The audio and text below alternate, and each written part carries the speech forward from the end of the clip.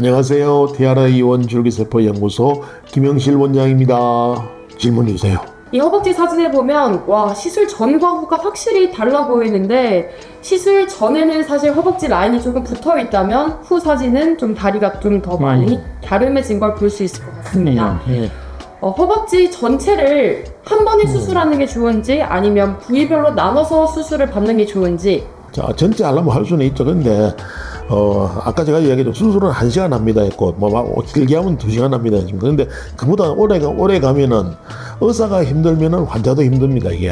그래서 굳이 그렇게 하체 전체를 막 반복에 다 하려고 할 필요는 그럴 필요는 저 없다고 생각합니다. 허벅지만 해도 결코 적은 양은 아니거든 이게. 그래서 허벅지 정도는 한 번에 그걸 또 2번 나누게 한 다리 하고 또 한 다리 할까요? 그건 좀 그렇잖아요, 그죠? 그래서 나누고 할 수도 있고 한목에 다 할 수도 있지만 될 수 있으면 적정한 부위만큼 잘라서 하는 거야. 그게 더 낫겠다 생각합니다. 그럼 이분 같은 경우는 한 번에 이 허벅지 라인을 이렇게 정리가 당연히 그랬죠. 대부분 수술은 그냥 한 번에 허벅지를 한 번 다 하고 복부도 한 번에 다 하고 합니다. 그러니까 특이한 경우가 있습니다. 보면 엄청 큰 경우들이 있습니다. 그런 경우에는 또 처짐이 너무 많고 할 때는 이제 달라붙이기 위해서 또 나눠서 하는 수도 있지만 대부분의 경우 95% 이상은 그냥 한 번에 다 하는 거죠. 그래. 다리 같은 경우는 흉터가 어디 남나요? 자, 안 보이죠? 네, 안 보여요. 어디 있었겠습니까? 어딘가 있을 거잖아요. 저 팬티 라인하고 일치시켜야겠죠, 그죠? 거기에 하나 있겠죠. 그다음 또 어디 있을까요? 뒤쪽에 힙 라인에 주름이 어딘가 있겠죠, 그죠? 앞쪽에서도 무릎에 안쪽이나 어디다 할 수도 있고 안 할 수도 있고 그거는.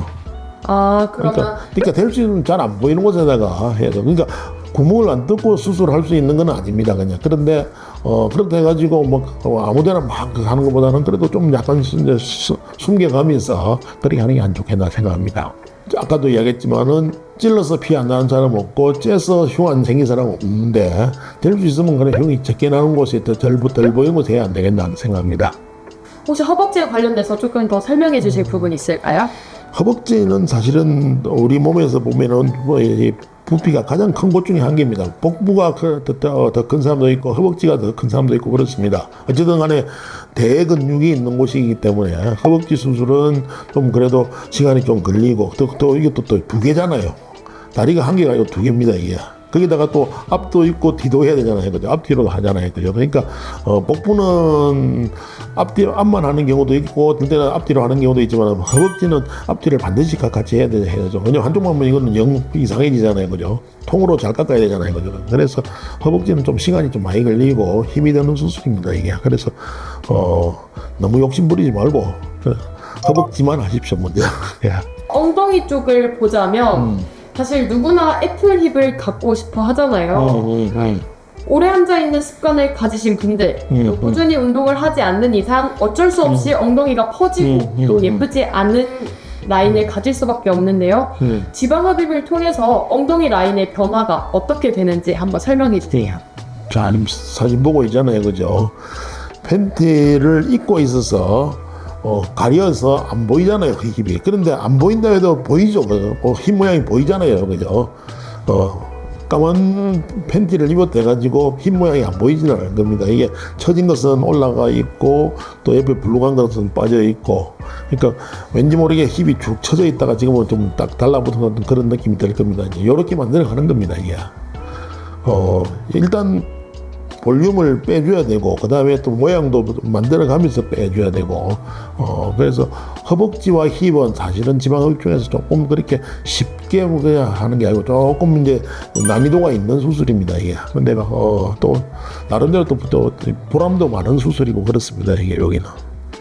사실 저는 이번에 이런 촬영을 통해서 엉덩이 부분도 지방 흡입을 한다는 걸 사실 알게 됐거든요. 왜냐면 엉덩이는 사실 살이 많아야 예쁜 부위라고 저는 좀 착각을 했던 것 같은데 이 수술을 통해서 지방을 뽑는 것뿐만 아니라 이렇게 라인이 정리돼서 애플 힙을 만들 수 있다는 이런 말씀이신 건가요? 그렇죠. 그러니까 있을 때 있어야 되고 없을 때 없어야 되는데 있을 때 없을 때가 이게 잘 정리가 안 돼 있으면은 보기 싫은 모양이잖아요, 그죠? 그러니까 분명히 잘 만들어내면은 보기 좋은 모양이 나오는 것이죠, 이게. 그럼 이 사례 같은 경우에는 불필요한 지방들을 빼기만 해서 이렇게 애프터 사진이 나왔다고. 그렇죠. 이 경우에는 이식 없이 흡입만 했는 그런 케이스죠. 흡입만 했는데도 이렇게 엉덩이 라인이 변할 수가 있어요. 당연하죠. 엉덩이에서 잘 깎아 나가면은 우리 볼을 깎으면은 조각이 되잖아요. 마찬가지잖아요. 살을 깎으면은 뭐 애플이 된다 해야 되나? 지금도 많이 말씀을 해주셨지만 또 엉덩이 같은 경우에는 지방 흡입 후에 볼륨이 많이 줄어들잖아요, 확실히. 이렇게 볼륨이 줄어드는 대신 처짐이 생길 가능성이 좀 많이 클 것 같아요, 다른 부위에 비해서. 똑같죠. 그건 똑같은 거죠. 복부도 마찬가지로 처짐이 생길 수도 있고 팔도 처짐이 생길 수가 있고 힙도 처짐이 생길 수가 있고 그러니까 어떻게 모양을 만들어 가냐에 따라서 처질 수도 있고 그러니까 우리 몸에서 중력이 안 받는 곳은 없기 때문에 어디든지 간에 뭐 힙이든 팔이든 배든 다 처질 수가 있는 거예요. 근데 안 처지게 하려면 어떻게 됩니까? 일단 두께를 균일하게 쭉 만들어주면서 그다음에 잘 달라붙을 수 있게 그렇게 만들어 가야죠. 조금 더 자세한 질문, 팔뚝이라든지 엉덩이나 뭐 허벅지 이렇게 좀 부위별로는 다음 챕터에서 또다시 얘기를 나눠보도록 하겠습니다.